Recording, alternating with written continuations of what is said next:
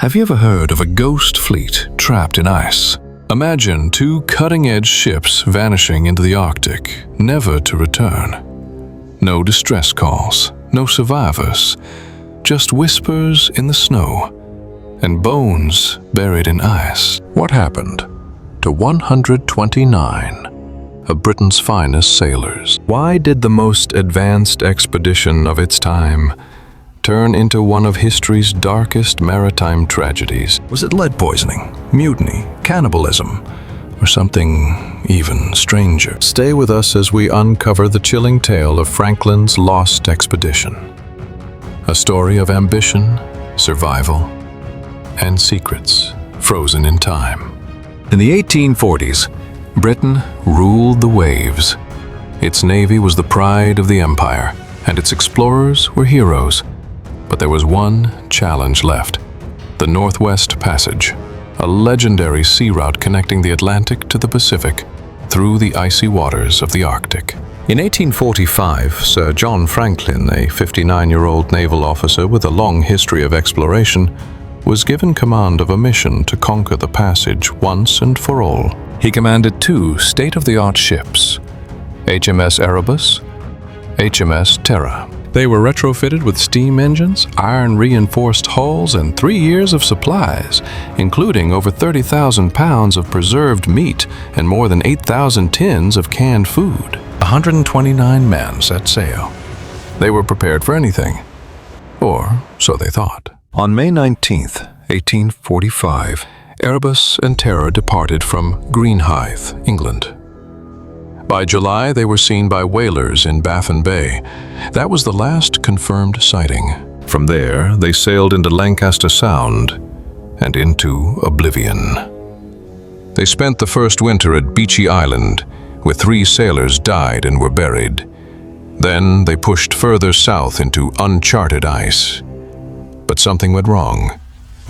Deadly wrong. Years passed. No word. No letters, no signals. By 1848, concern turned to fear. The Admiralty launched search missions. Then the public joined in.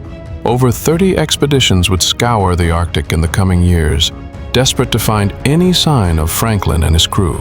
In 1854, Scottish explorer John Rae brought back horrifying news. From local Inuit, he learned that white men had been seen dying of starvation, dragging boats across the ice, and even resorting to cannibalism. The British public was shocked. They refused to believe such things of their brave Navy men. But Rae had proof: silverware with officers' initials, bones, and evidence of knife marks. In 1859, explorer Francis McClintock found the most important clue: a handwritten note hidden in a stone cairn on King William Island. The note had 2 parts. The first, dated May 1847, was hopeful: all well. The second, scrawled in the margins in April 1848, was terrifying: ships deserted. Sir John Franklin died 11th June 1847. Total loss by deaths to this date: 9 officers and 15 men. 105 survivors had abandoned the ships, trying to walk south. None would make it. They pulled heavy sledges across the ice, wearing wool and leather, useless against the Arctic cold. Many were already sick, possibly poisoned by lead from the canned food or pipes.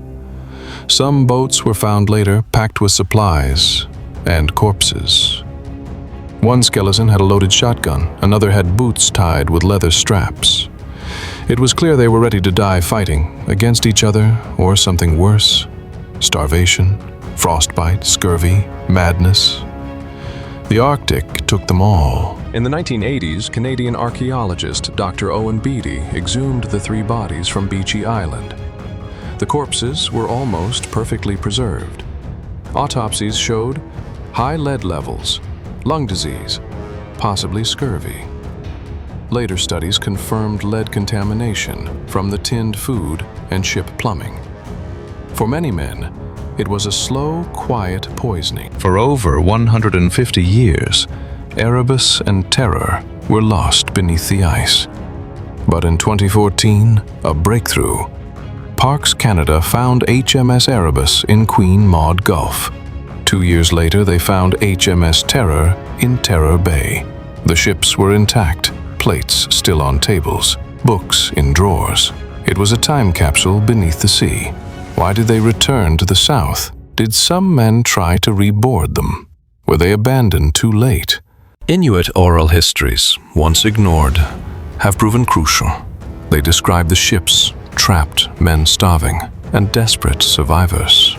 Today, Inuit elders work with scientists to locate new remains and artifacts as climate change melts the Arctic permafrost. Fragments of bones, buttons, even journals are still being found. The ice is finally giving up its secrets. Franklin never found the Northwest Passage, but his doomed expedition opened the Arctic to science and exploration. Today, the story of Erebus and Terror is a haunting reminder that even the strongest men, the best technology, and the noblest dreams can fall before the force of nature. 129 souls set out in search of glory. None return. But their story still echoes through the ice.